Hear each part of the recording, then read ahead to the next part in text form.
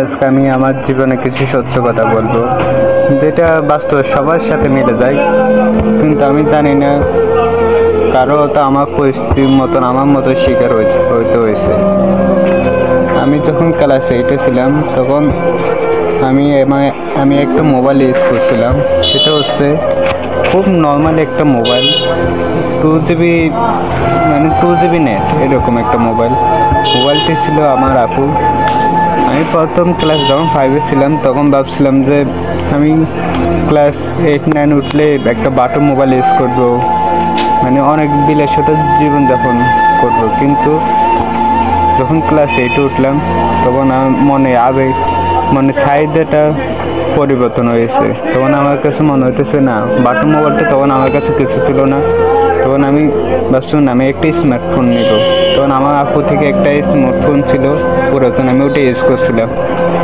তখন ওই দিন থেকেই আমার মানে জীবন আস্তে আস্তে ধ্বংসের দিক দিয়ে চলে গেছিলো ওই মোবাইলটার জন্য, বুঝছেন।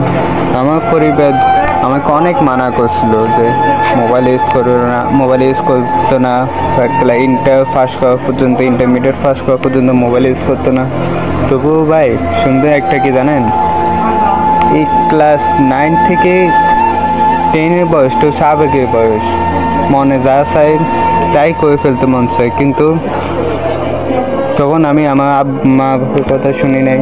তখন আমি কি যে বলবো, মা বাবার কথা শুনি। তখন আমাদের বাসায় মোবাইলটা আমি ইউজ করতেছি, একটা মোবাইল আমার আপু ছিল। তখন আমি আমাদের বাড়ির পাশে একটা আমার বয়সে একটা বন্ধু ছিল, ও একটা গেম খেলতেছিল ক্লাস 8 থেকে, আরও কমসে কম 2022 সালে। তখন 2022 সাল। ও একটা গেম আমাকে বলছে একটা গেম খেলবি বন্ধু। আমি বলতেছি কি গেম? বলতেছে ফ্রি ফায়ার নামে একটা গেম আছে। তখন ও আমাকে গেমটা ডাউনলোড করে দিচ্ছে, একসাথে খেলতাম। ওটা দেখি গেমের ভিতরে এত যে পরিমাণ নেশা ঢুকে গেছে ক্লাস 8 থেকে। তখন ক্লাস 8 থেকে 9-এ উঠছি, বুঝছেন। তখন আমি ক্লাস 9-এ ওঠার পর আমি সায়েন্স বিভাগ নিয়েছি ক্লাস 9-এ।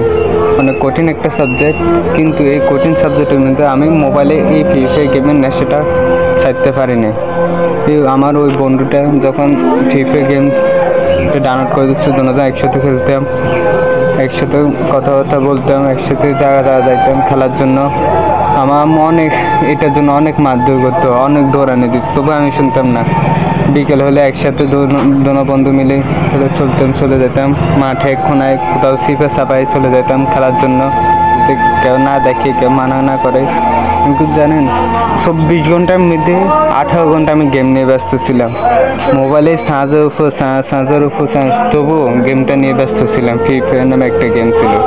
হ্যাঁ, কিন্তু তখন থেকে আমার জীবন না অন্যরকম করে গেছে। আমার জীবন চলছে সুন্দর সহজ পথে, কিন্তু আমার এই ক্লাস 8-এ মোবাইলটা নিয়ে আমার জীবনটা তেজপাতার মতন হয়ে গেছে। তখন ক্লাস 9 থেকে আমি যখন 10-এ উঠি, আমি সায়েন্স বিভাগ থেকে পড়ালেখা কিছু করি না। সারাটা দিন শুধু গেম নিয়ে চিন্তা করতাম, কীভাবে ভালো খেলবো, কীভাবে কী করবো, এটা আর কি। কিন্তু যখন পরীক্ষার সময় আসে তখনও আমি গেম নিয়ে প্রচুর ব্যস্ত ছিলাম।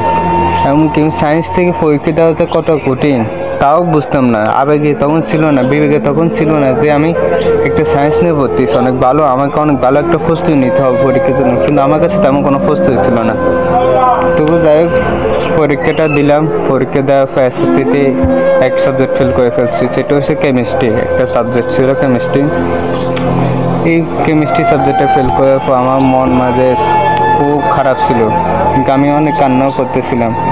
আমার পরিবার এটা নিয়ে আমাকে অনেক বকাঝকা করছে, এই মোবাইলটার জন্য সব কিছু হলো, মোবাইলে গেমের জন্য, আমার বন্ধুর জন্য। তখন আমার ও ফ্রেন্ডেও খুব অনেক আস্থা ছিল যে বন্ধু সারা বছর ফার্স্টে থাকবে, বা ওর সাথে কখনো কথা বিতর্ক হবে না, এরকম একটা অবস্থা ছিল। কিন্তু যখন আবার পরীক্ষা দিচ্ছি, আমি সাবজেক্টে ফেল করার পর আবার পরীক্ষা দিচ্ছি, কিন্তু কোনোভাবে আমি এই ফ্রি ফায়ার গেম নেশাটাই ছাড়তে পারতেছি না।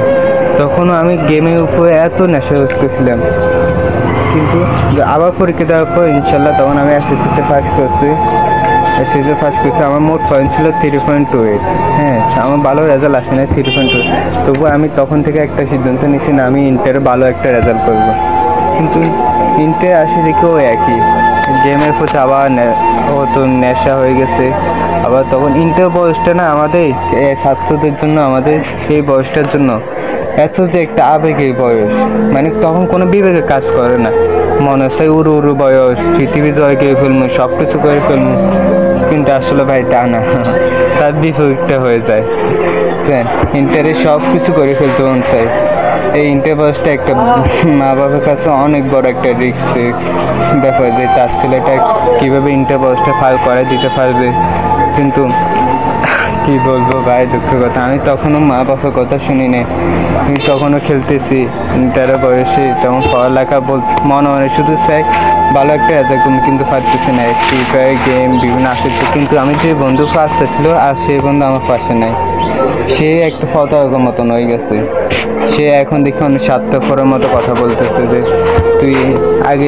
তুই একটা এসএসসি ফেল করছো, একটা খারাপ ছাত্র।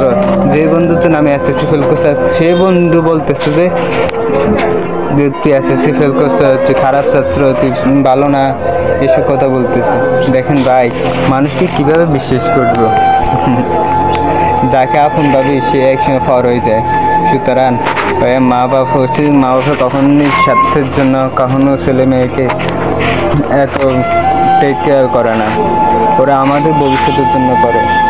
আর দেখেন ভাই, আমি এখন ইন্টার পড়তে আছি, আমার জন্য সবাই দোয়া করবেন, আমি যেন ভালো একটা রেজাল্ট করতে পারি। আমার আব্বু আসলে অনেক ধনী, অনেক গরিব, একটা মধ্যবিত্ত পরিবার আমাদের।